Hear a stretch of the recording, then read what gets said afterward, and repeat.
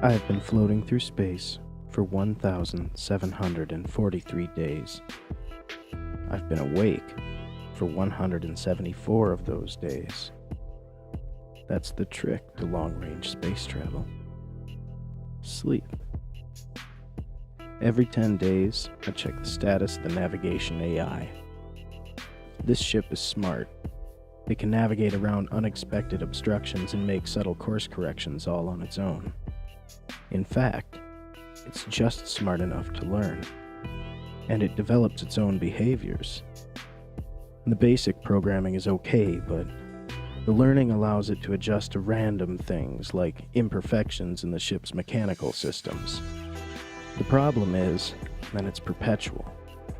Well, this doesn't sound so bad on the surface, but consider how long these trips are.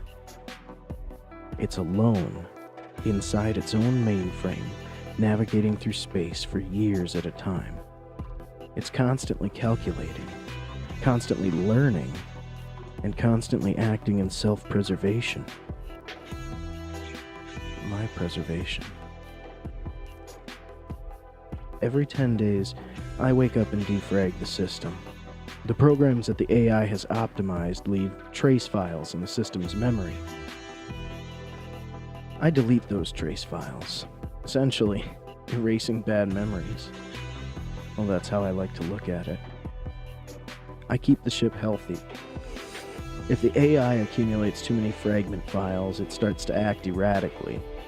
And even my routine maintenance isn't really enough. When we get back home, they do a full overhaul.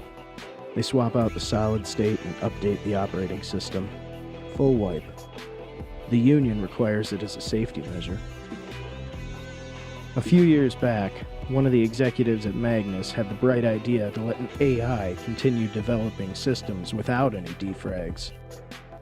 The plan was to keep a freighter on the same route through its entire life cycle.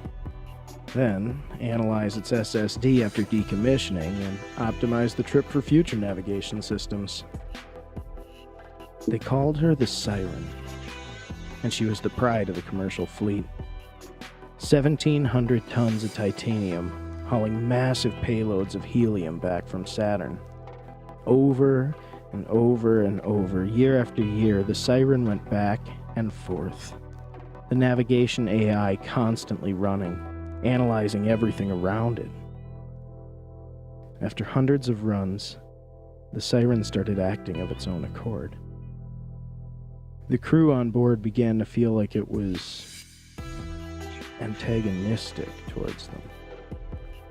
The Siren began manipulating their oxygen supply and chronometers to push them into sleep cycles more frequently and for longer periods of time.